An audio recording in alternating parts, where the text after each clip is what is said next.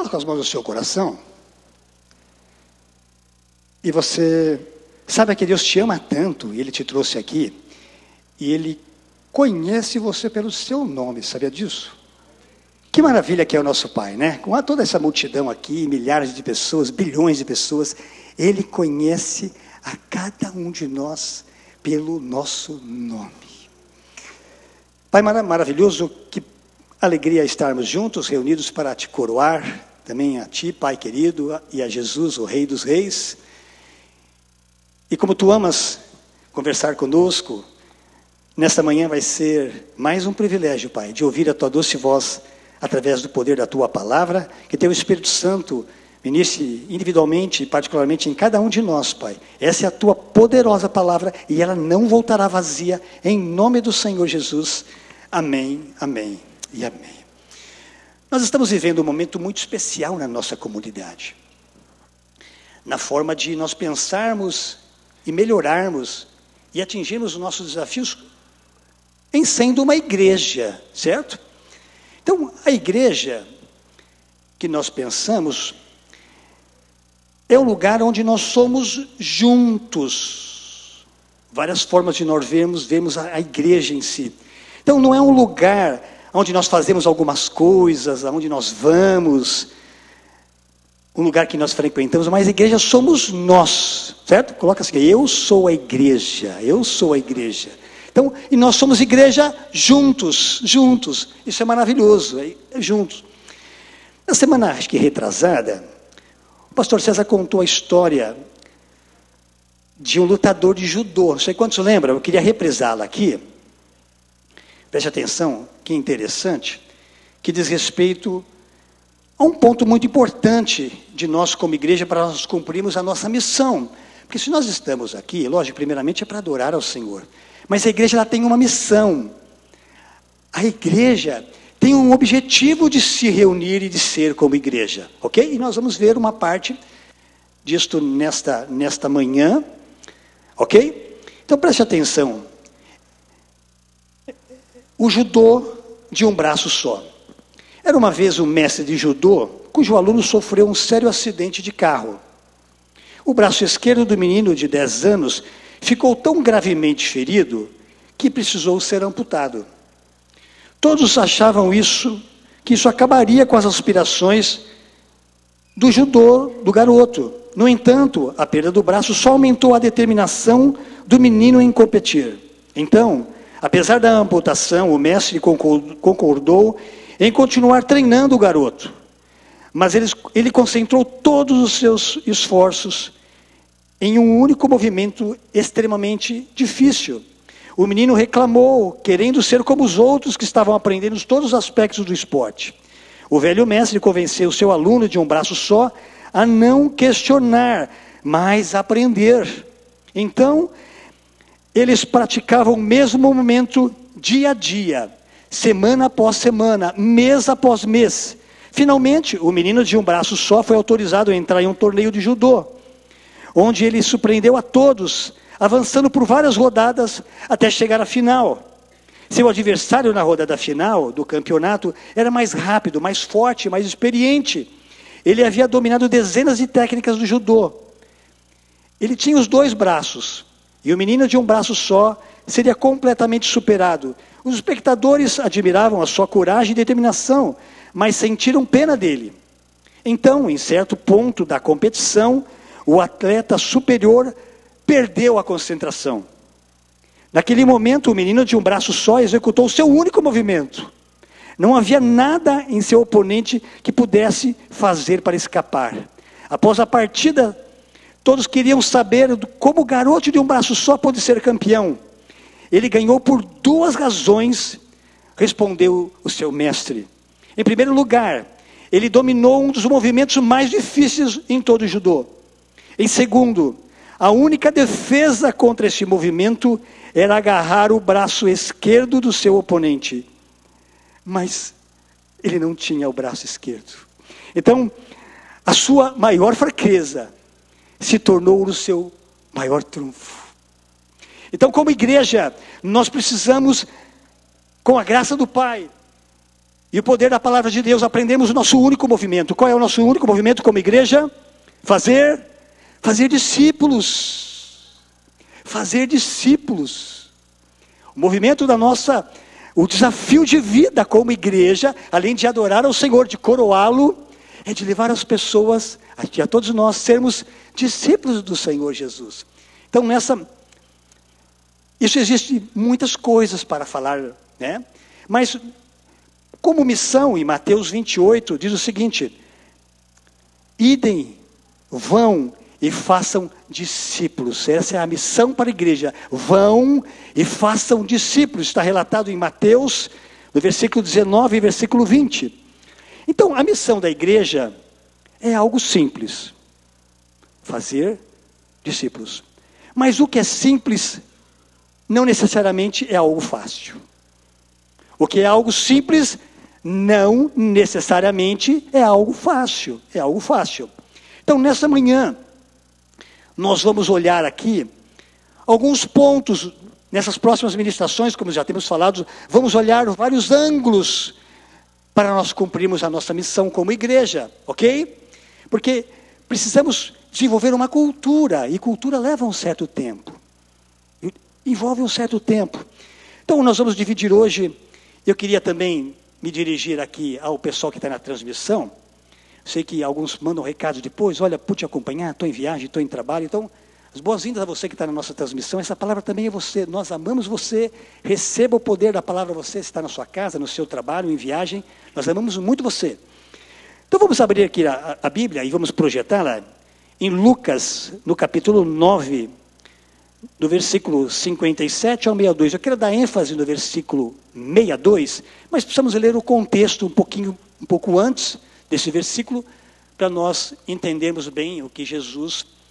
Preste atenção, esse texto, era Jesus quem estava falando. Era Jesus. Então, se nós queremos seguir o Mestre, cumprir a missão do Mestre, nós precisamos estar atentos às orientações que Ele mesmo deu, certo? Então, nós vamos pegar vários versículos que mostram o que Ele orientou para nós cumprirmos a missão. Tá? Preste atenção nesse texto. Lucas 9, do 57 ao 62. Quando andavam pelo caminho, alguém disse a Jesus: eu seguirei aonde quer que o Senhor vá. Jesus respondeu: as raposas têm tocas aonde morar, e as aves têm ninhos, mas o Filho do Homem não tem sequer um lugar para recostar a cabeça. E a outra pessoa, ele disse: siga-me. O homem, porém, respondeu: Senhor, deixe-me primeiro sepultar o meu pai. Jesus respondeu: deixe que os mortos sepultem os seus próprios mortos.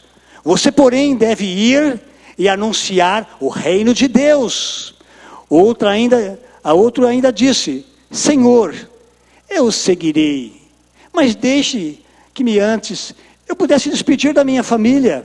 Mas Jesus lhe disse: quem põe a mão no arado e olha para trás não está apto para o reino de Deus. Vamos repetir essa frase? Quem põe a mão no arado e olha para trás não está apto para o reino de Deus.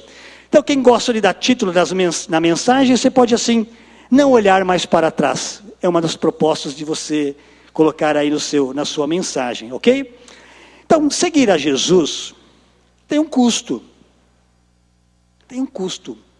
Nós seguimos a Jesus, cumprimos com a missão, tem um custo. E aqui Jesus está mostrando para a sua equipe de trabalho e para as pessoas qual o custo disso. Então nós olhamos aqui três pessoas, três candidatos de discípulos, certo? Três candidatos, três pessoas distintas que se candidataram para ouvir Jesus. O primeiro teve o desejo de seguir a Jesus. Aí o que Jesus fez? Olha, você está se propondo, certo? Mas preste atenção, existe um custo.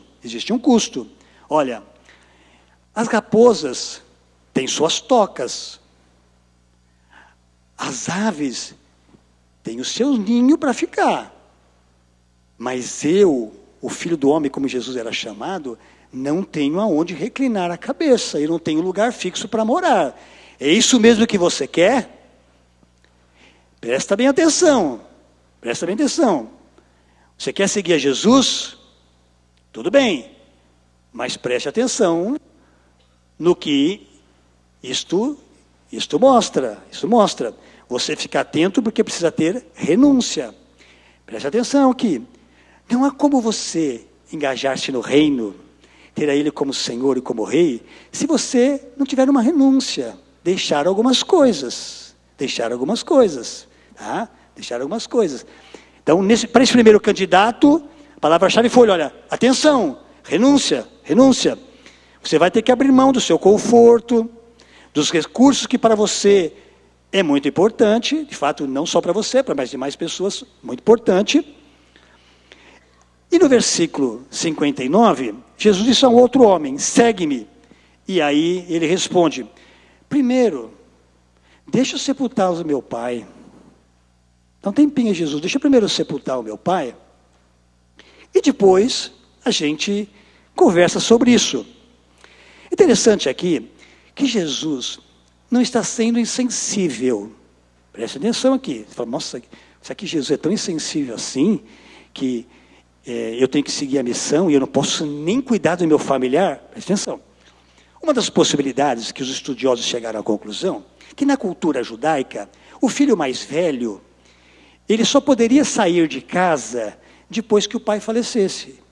Na cultura era assim. O filho mais velho, ele assumia a responsabilidade na ausência do pai.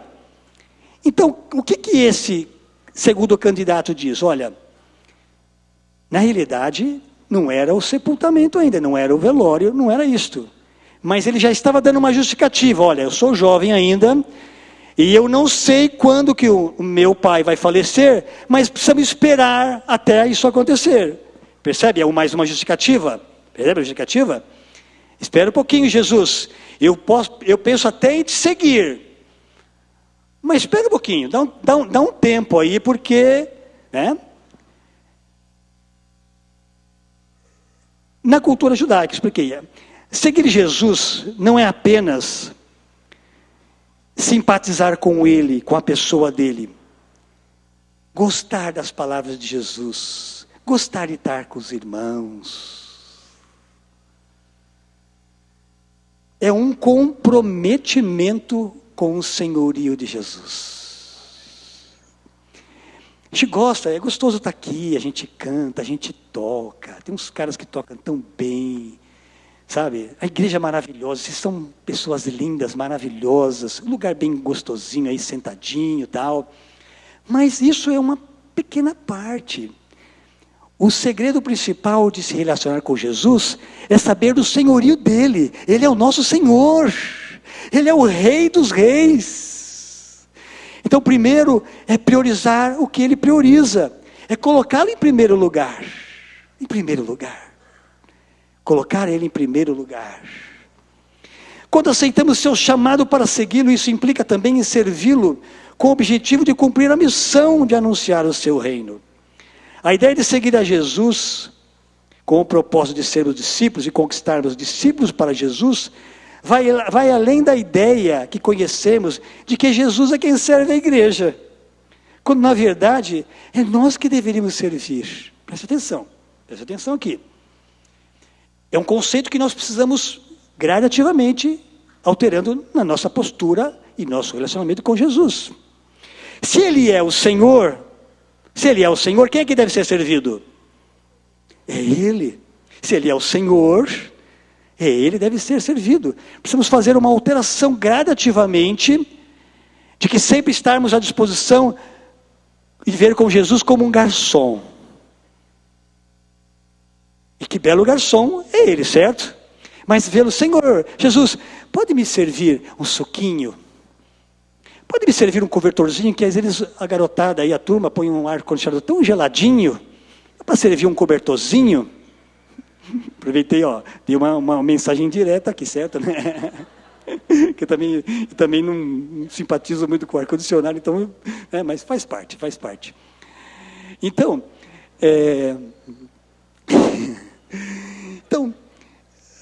cumprir a missão, né? Deixa eu até aqui me descontrair, até me... Então, o desafio de poder é servir a Jesus. E também, muitas vezes, nós vemos a igreja como um supermercado. Vem para a igreja, o que é que vai ter hoje? Quem é que vai pregar? Ixi, aquele pastor lá. Então, ou seja, precisamos mudar gradativamente o conceito. Porque nós precisamos, como nós cantamos aqui, não estava na frase, foi do louvor, gastar a nossa vida para coroar Jesus.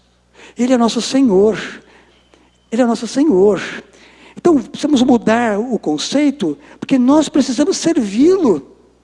Agora, é lógico que Ele já serviu você e deu o máximo que você precisava e eu precisávamos. Deus amou o mundo de uma tal maneira, que deu o seu único Filho, para que aquele que nele crê, não pereça, mas tenha a vida eterna. Uma expressão de amor máximo. Um amor máximo. É lógico que Ele vai atender, Ele sabe da minha e da sua necessidade.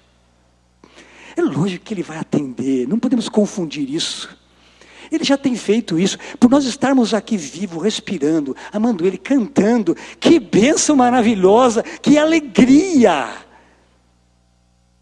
E a provisão dEle já vem antes. Como no passado o maná, que caía todas as manhãs, para suprir a necessidade, a fome do povo. Então fique tranquilo, fique tranquila, invista nele, dê o seu melhor para ele, porque ele sempre vai surpreender você. Ninguém vence a Deus no dar. Ele é maravilhoso, Ele é maravilhoso. Deus é bom, Ele nos ama, Ele vai socorrer sempre, Ele vai trazer alegria. Mas o Evangelho requer um posicionamento. Um posicionamento. Como Jesus disse aos seus discípulos: se alguém quiser ser o meu seguidor, negue-se a si mesmo, tome a sua cruz e siga-me. Porque se você se apegar à sua vida, você vai perder. Mas se você abrir mão dela, você vai ganhar. Olha que interessante que uma lógica vai inversa à nossa cultura e à nossa forma de pensar. Me protejo, me guardo, acho que isso eu vou ganhar, mas eu estou perdendo. Quando eu me dedico e me gasto, não sabia quem cantar esse canto, que eu vou usar a frase dele, que foi muito, muito maravilhosa, como o Espírito Santo faz, né? Eu vou me deixar gastar a minha vida, e aí eu vou ganhar. Não é gostoso isso, saber que quando eu me gasto para Ele, eu estou ganhando vida? Não é maravilhoso ouvir isto?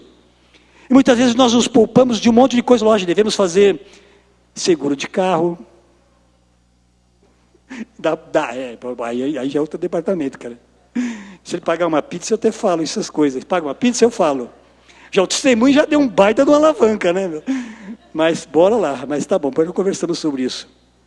Então, devemos manter, né, o chamado dele, cumprir a missão de Deus maravilhoso. Ele supre, Ele cuida, Ele sempre vai nos socorrer, mas precisamos deixar a nossa vida nas mãos dEle, para a glória dEle. Devemos entender também que o chamado é para cada um de nós.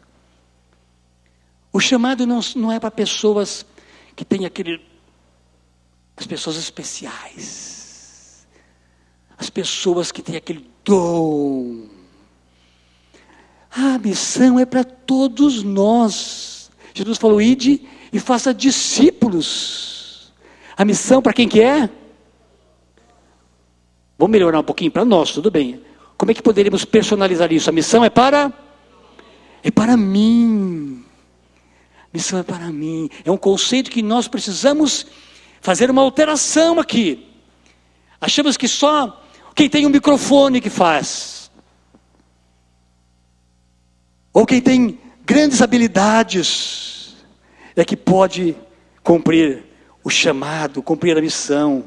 Deus não me chama com base nos meus talentos e dons, mas Ele me dá dons em resposta à minha decisão de obedecer ao seu chamado. Olha que maravilhoso. Ele capacita aquele que ele chama. Olha que gostoso, que maravilhoso. Quando eu me decido gastar a minha vida para Ele, aí Ele vai, você precisa disso, cara, você precisa melhorar nisso, precisa melhorar nisso. O Espírito Santo vai dando vai lapidando, vai cuidando. Então Ele vai capacitando você. Ele vai te equipando. Filho, você vai viajar? Você vai para uma missão? Você vai fazer isso? Então eu vou te equipar. Eu vou te capacitar.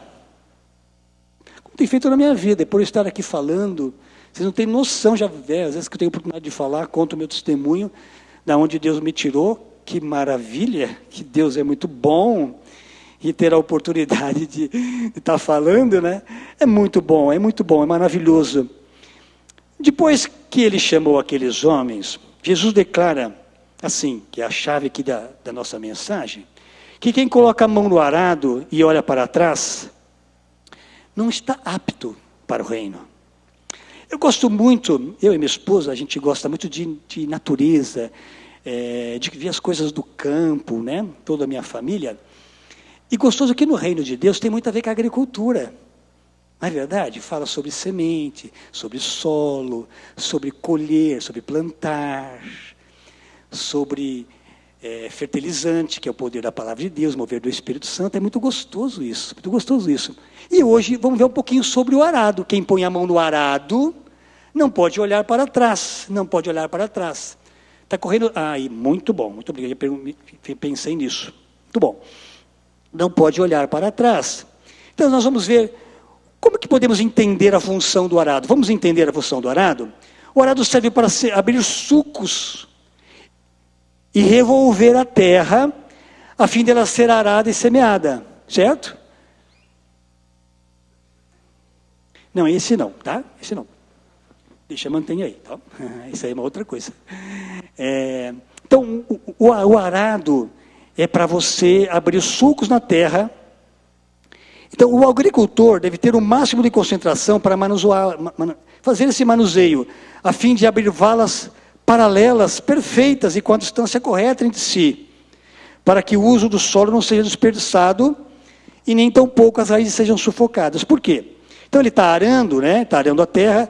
De acordo com as características do plantio, requer uma distância entre uma fileira e outra, para bater sol, trazer claridade e tal. Então, para cada característica de um plantio tem isso.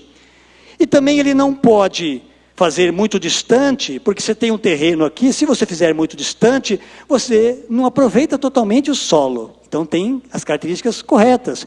Mas você imagina, se você está arando e você dá uma olhadinha para trás, como é que você vai fazer? É bem simples, é simples. Não é fácil, mas é simples. Presta atenção. Então você está lá, arando a terra, né? E aí, de repente, que você faz assim. Não é verdade? Não é verdade?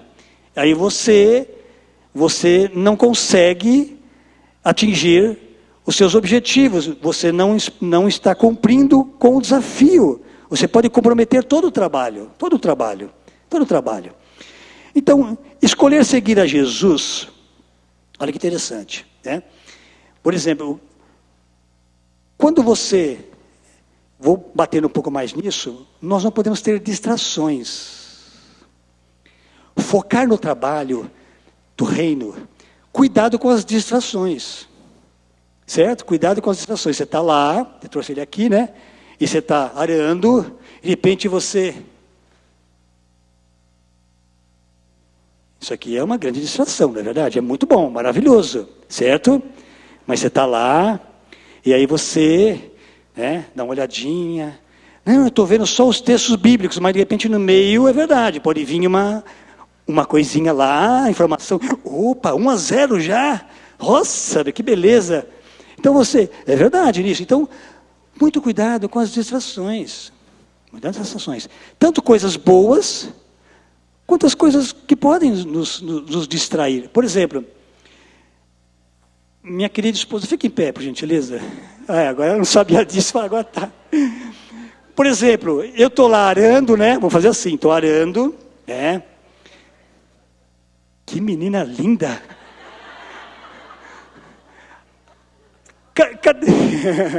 Cadê meus filhos? Cadê meus filhos? Deram uma saidinha, foram para em pé, meus 4 filhos, aí 2 devem estar no toalete, né? Cadê? Então já pensou, estou lá arando a terra, que filho. São coisas maravilhosas, mas também pode nos distrair. Porque primeiro ele... Obrigado. Pena que as minhas duas... Glória a Deus. Agora, preste atenção. Vou focar aqui porque é bem isso mesmo. Por exemplo, você está lá, arando a terra, e aí você ouve um baita de um louvor, e o cara fazendo um solo espetacular, acontece muito isso comigo. Eu vejo os caras fazendo um solo aqui na guitarra, no mínimo uns 2 aqui, que... Pode ficar o pessoal do louvor, fica em pé, por gentileza, pode ser. Fica em pé, por gentileza, cara, fica em pé aí. Você está lá arando a terra, e de repente você chega lá e... Também pode te distrair, presta atenção. Cadê o pessoal do serviço? Continua em pé o pessoal do louvor, continua em pé do louvor, fica em pé. Cadê o pessoal que faz do serviço? Deixa eu ver. Pessoal do serviço. Quem que é dos voluntários aí, cadê? Você está lá também, estou empenhado, hoje estou escalado. E você está lá arando, estou escalado, tenho que ir hoje no culto. Cadê a igreja linda, maravilhosa? Fica em pé, cadê a igreja linda do Senhor, que ama o Senhor Jesus? Você está lá arando a terra, trabalhando, você fala, que igreja maravilhosa. Aplauda o Senhor Jesus, pode sentar. É tudo isso também, para você não dar aquela cochiladinha também, certo? Quando chega naquele ponto, o cara tem uma forma de agir. É tão gostoso ir nesse culto, tá cansadinho, esse pastor ainda fala meio manso assim, dá vontade de dar uma cochiladinha. Então aproveita a oportunidade e você...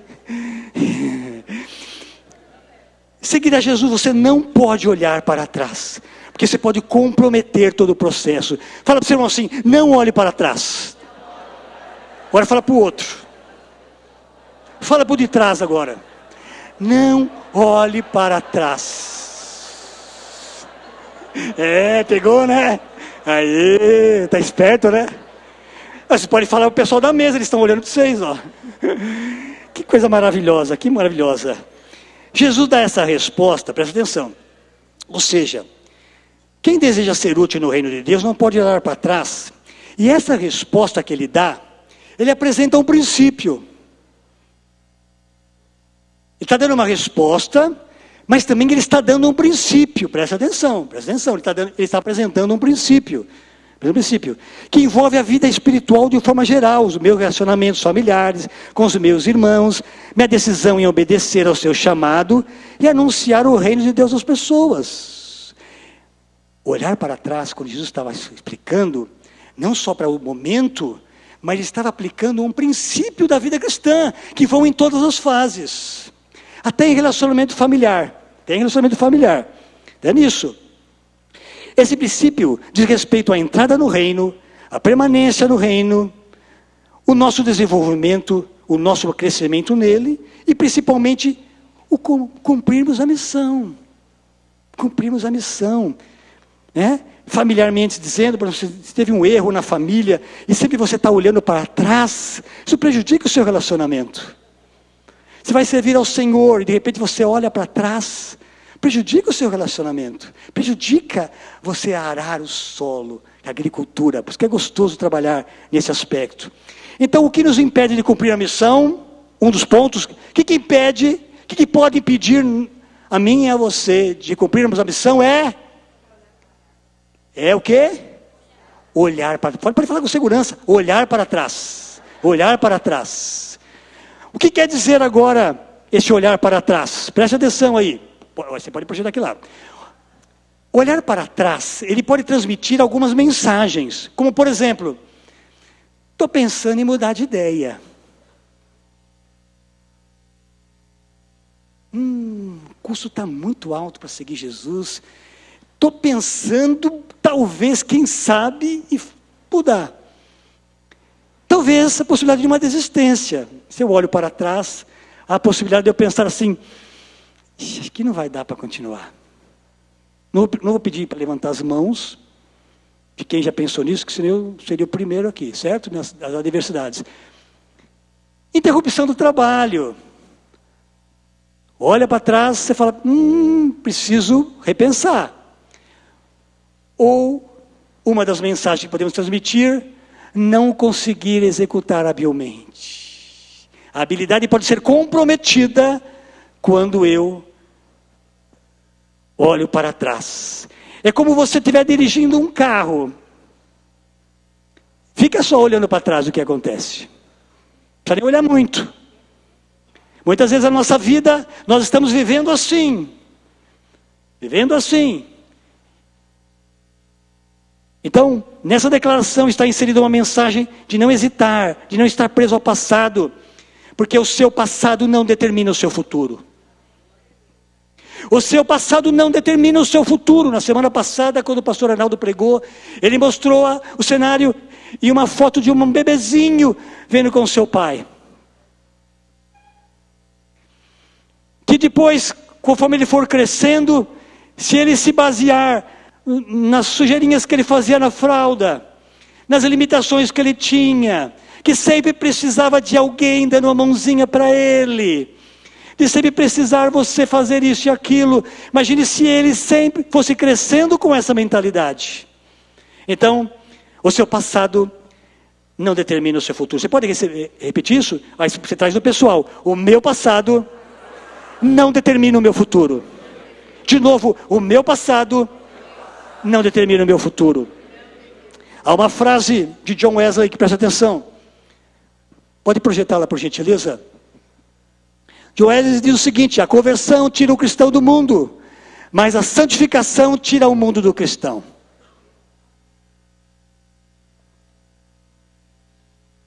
A conversão tira o cristão do mundo, a santificação tira o mundo do cristão. Quando nos convertemos a Cristo, a obra de novo nascimento que o Espírito Santo promove, ela é instantaneamente. Ou seja, você nasce de novo e é selado com a promessa de salvação, e é habilitado para viver essa nova vida em Cristo Jesus.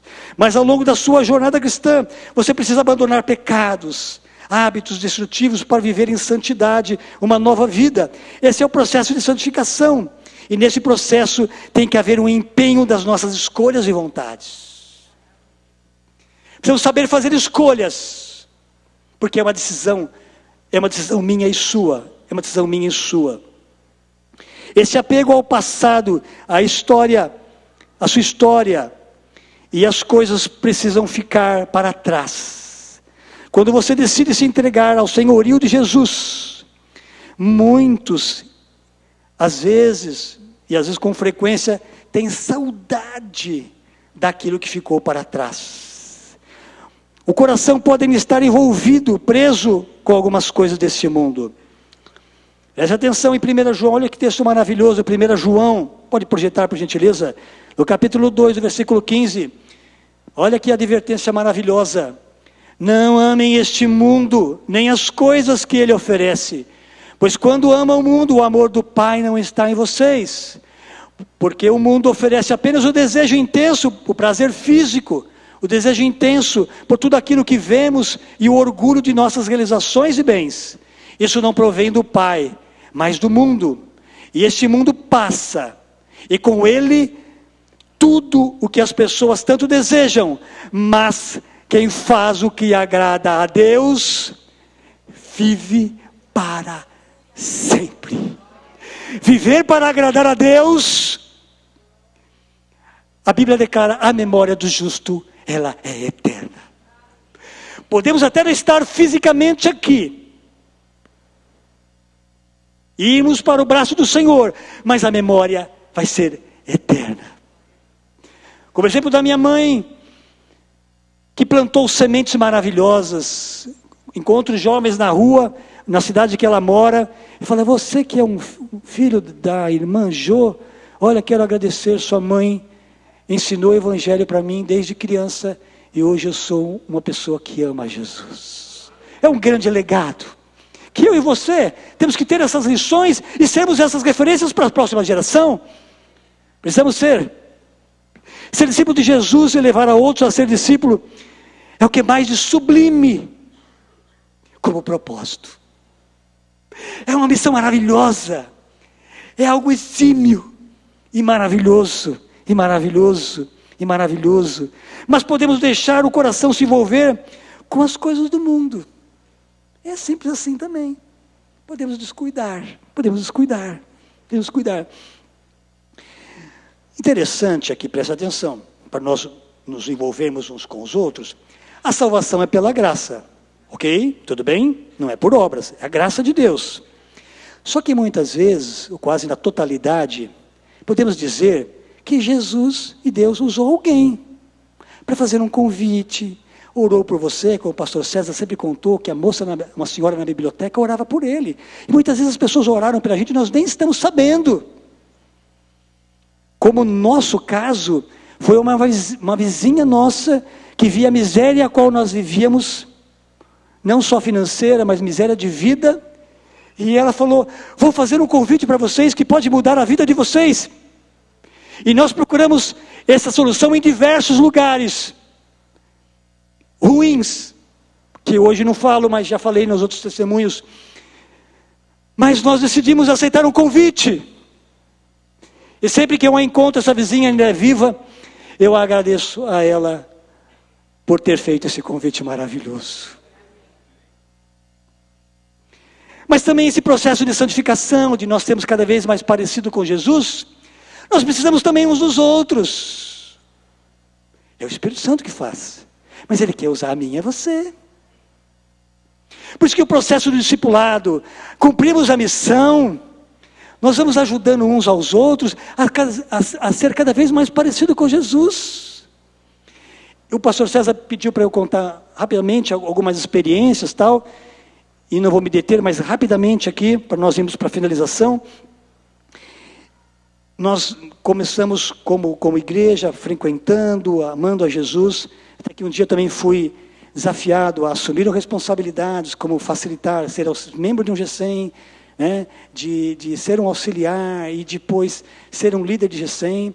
E nós fizemos uma campanha assim, no GECEM, de ganharmos mais amigos que gostariam de ver pessoas que você amava tanto e queria ver elas junto com você, servindo a Jesus. Então comecei eu junto com a minha esposa, com a Cris, e distribuímos com cartõezinhos, só convide seus amigos, ficamos orando durante 3 meses. E aí depois falei assim, espera um pouquinho, 3 meses. Aí vamos começar a fazer os convites. Aí todo mundo começou a convidar as pessoas. E foi um processo muito mais simples, porque nós fomos ao Pai, ao Rei dos Reis. É Ele que acrescenta aquele que deve ser salvo. E aí as coisas começaram a acontecer. Tomamos um susto de 2, 3 casais. Esse grupo, que na época chamava Grupo Familiar, virou mais de 80 pessoas. Ficamos apavorados.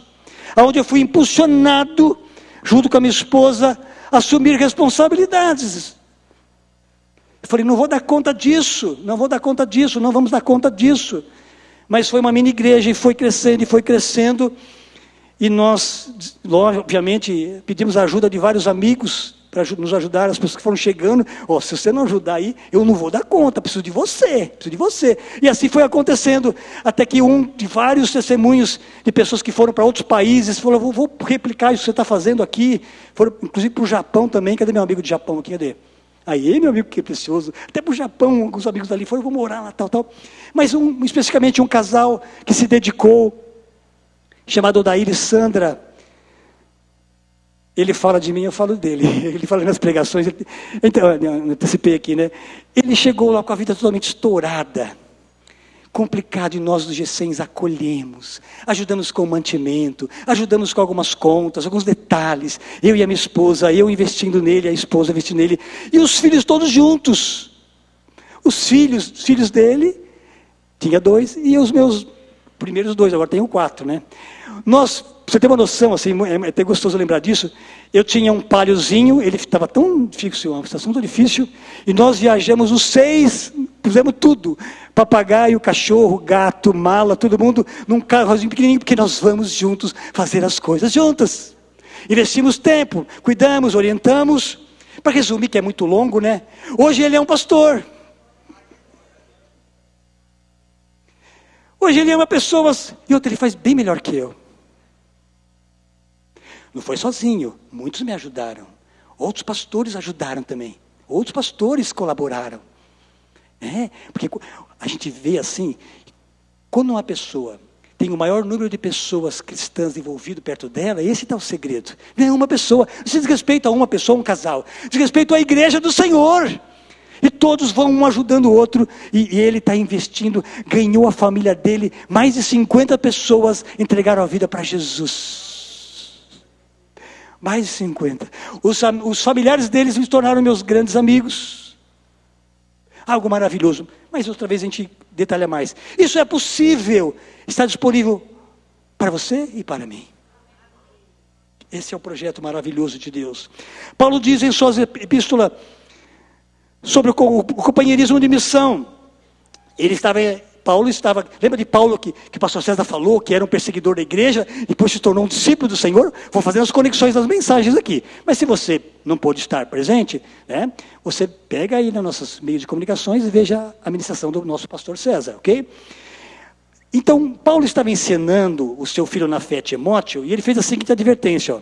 Ele diz o seguinte, olha, Timóteo, é o seguinte, Demas, que era um companheiro de Paulo, tendo amado o presente século, me abandonou. Paulo, vocês sabem quem é Paulo, certo? A maior parte do Novo Testamento foi escrito por Paulo. Então, Paulo tinha um companheiro, vários companheiros, mas tinha um chamado Demas. E ele, ensinando e discipulando o seu filho na fé, Timóteo, ficou atento. Olha, é o seguinte, olha, Demas que estava comigo, olhou para trás e me abandonou. Então é possível, atenção, isso é atenção para todos nós. Atenção para todos nós. Amou as coisas dessa vida.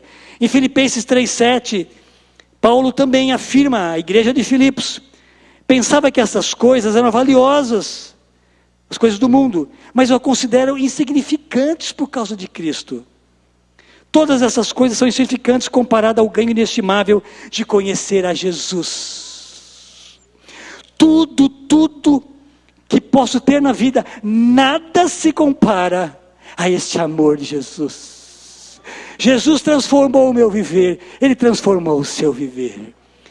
Jesus Cristo mudou o meu viver. Jesus Cristo mudou o meu viver. É a luz. Sim, Jesus Cristo mudou meu viver. Quantos podem contar isso dessa forma, não é verdade? Aplauda Jesus. Ele transforma as vidas. Glória a Deus. Você que está na transmissão, Jesus transformou o seu viver. E vai transformar o viver de quem você está cuidando e discipulando para Ele. Glória a Deus, glória a Deus. Em Gálatas 5, Jesus declara, Paulo declara, foi para a liberdade que Cristo o libertou. Não vos deixe se colocar novamente debaixo de um jugo de escravidão. Jesus libertou a mim e a você. Não permita que eu e você voltemos para a escravidão, porque o sangue de Cristo é plenamente suficiente para nos libertar, e foi isso que aconteceu. Já estamos libertos em nome do Senhor Jesus, só que a escolha é minha e sua de olharmos para trás. Minha e sua de olharmos para trás. Minha e sua. Minha e sua. Há uma expressão e uma história do Velho Testamento que Jesus, sentando com seus discípulos, está relatado nesse mesmo Lucas, no capítulo 17, Jesus se reunindo com a sua equipe de trabalho, ele explicando também sobre o reino e sobre a sua futura vinda. Ele fez a seguinte advertência: lembre-se da mulher de Ló.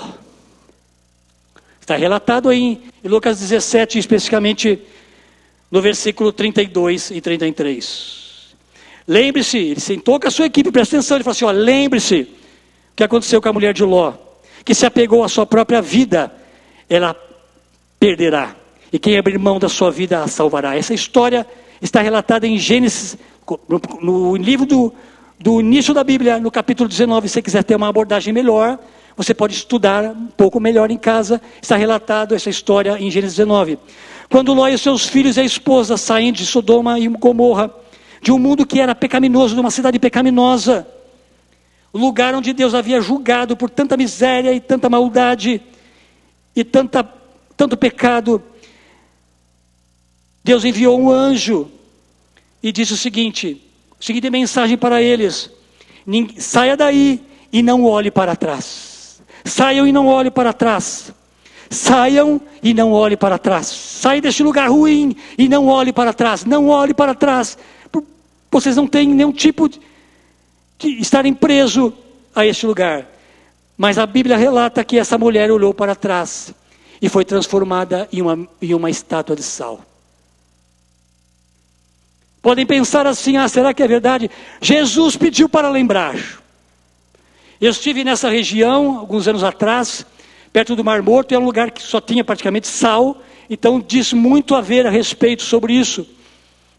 E os historiadores contando para a gente essa história, parafraseando para a gente o que significava isso, eu junto com a minha esposa. Mas a mulher de Ló olhou para trás. Atenção!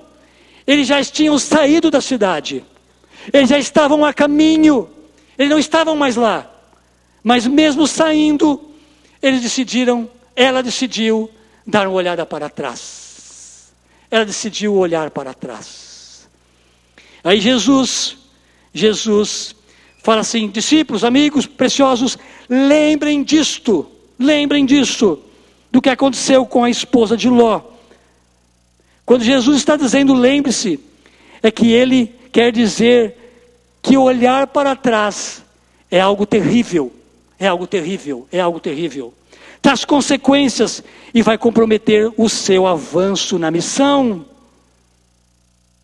Você vai congelar, você vai paralisar se você fizer isso. Você corre o risco de virar uma estátua. Atos 7 diz o seguinte, em versículo 38, Estevão diz a uma geração que saiu do Egito: em seu coração eles saíram presencialmente, mas o coração estava preso ao Egito. Quando Moisés encaminhou o povo para a liberdade, eles estavam livres, mas as práticas, eles tinham saudade daquilo que estava acontecendo, que tinha acontecido, dos seus deuses, do seu sistema de prazer, do que o Egito oferecia. Eles tinham saído fisicamente, mas estavam emocionalmente presos à escravidão. Estavam presos à escravidão. Então, o desligar de coração, de fato, é relacionado a você não ter mais saudade.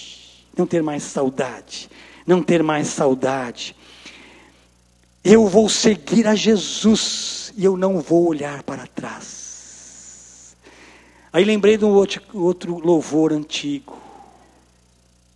Eu vou seguindo a Jesus Cristo. Como é que é? Eu não desisto, eu estou seguindo a Jesus Cristo. Atrás não volto não. Os mais antigos conhecem aí, né? Certo? Denunciou a sua idade, porque já está cantando agora. Então de novo, eu vou seguindo a Jesus Cristo, deste caminho eu não desisto, eu estou seguindo a Jesus Cristo, atrás não volto não. Yes! Glória a Deus! Deus é maravilhoso, Ele me libertou. Mas precisamos fazer um posicionamento, ter um posicionamento. Um dos livros que eu li assim nos últimos anos, que me ajudou muito a entender este amor de Deus, é o livro Deus é Bom. Assim, li vários, né? Deus é muito bom, Deus é bom. Como é que é o autor mesmo? Qual é o autor? Bill Johnson. E o outro também que me ajudou muito, Amigo de Pecadores. Que livro maravilhoso. Dou a recomendação para você. Deus é bom e amigo de pecadores. Ele é meu amigo, mesmo eu sendo um antigo pecador, Ele me amou e me acolheu. Temos que ter a visão clara de quem é Deus e o coração incendiado por uma paixão autêntica. Esse amor genuíno nos leva a conhecê-lo e, como resultado, nossa vida e serviço serão permeados por essa paixão. Quando eu amo a Jesus, e esse amor dele me envolve e me impulsiona a realizar. Encerrando aqui, John Piper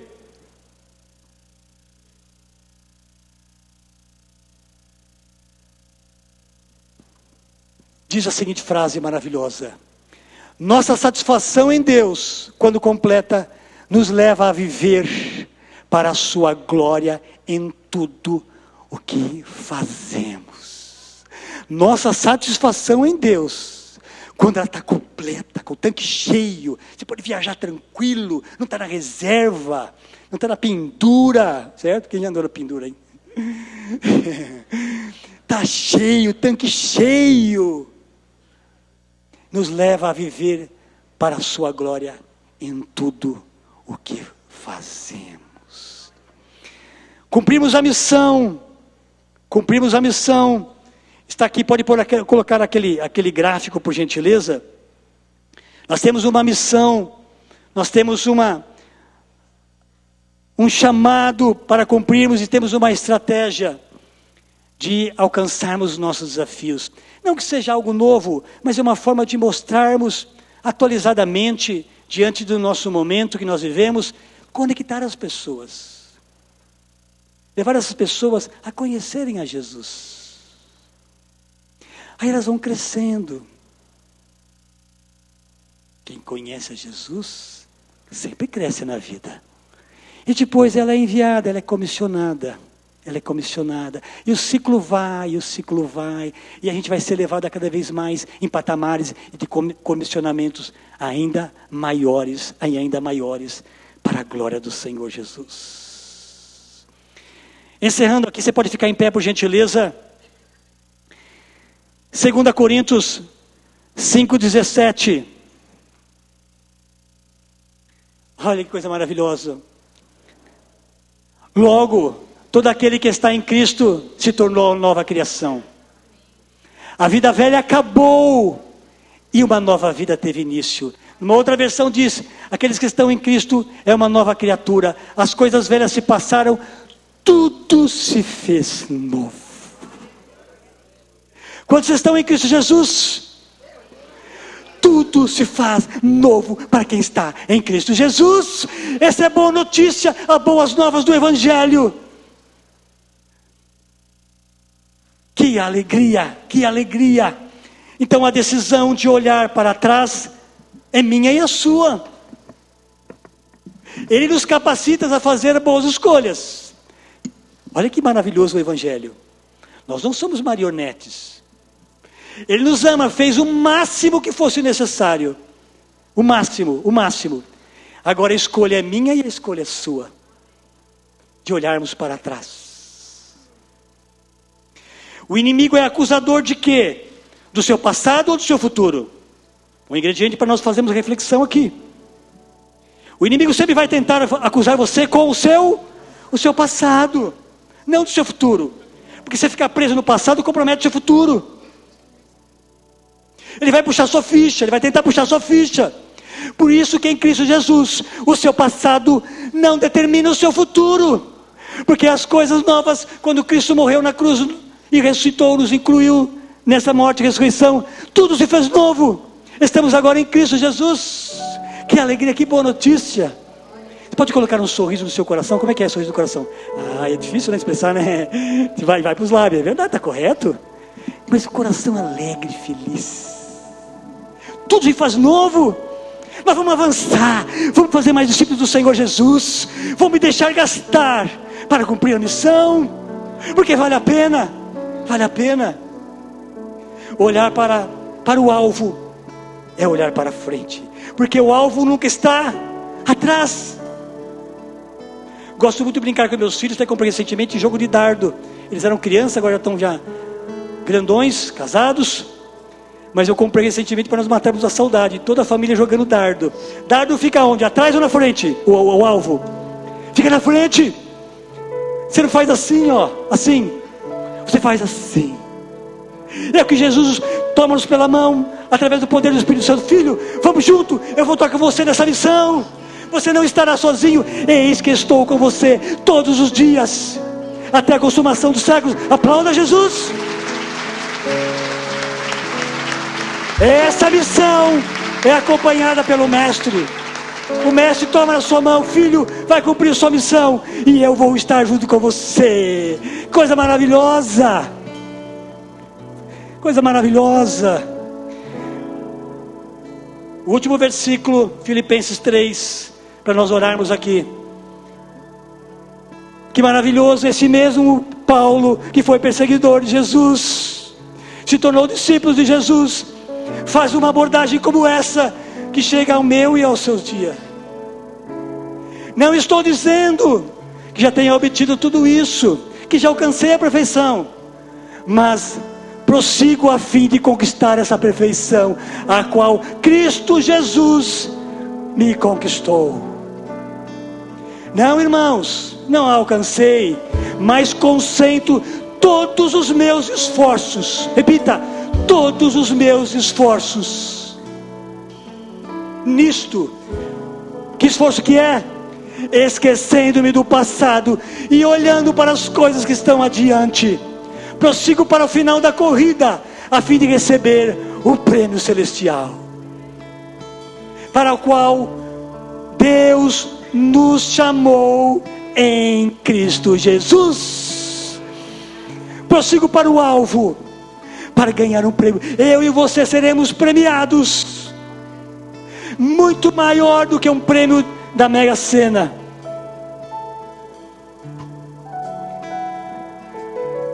Não pense em prazer passageiro, não vale a pena. Um prazer eterno está proposto a mim e a você.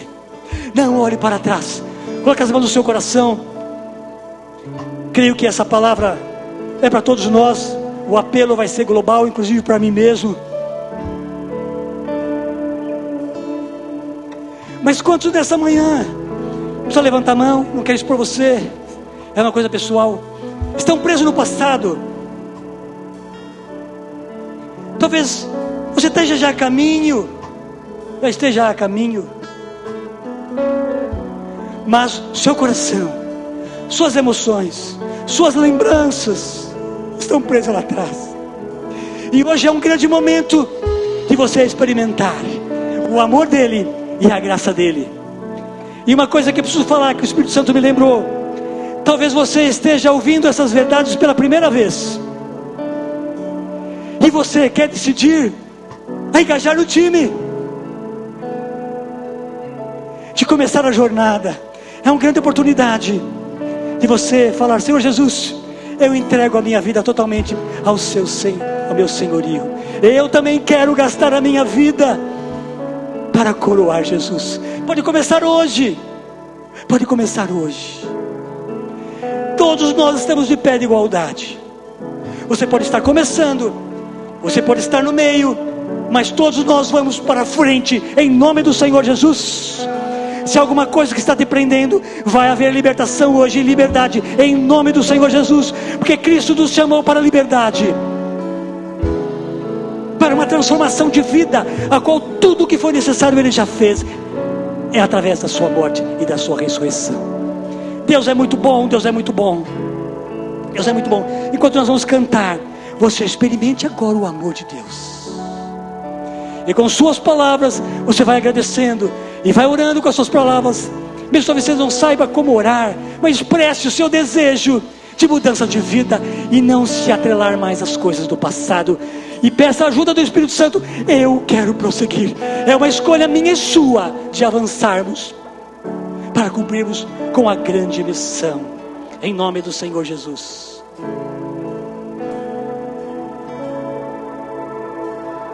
Seus olhos viram a salvação,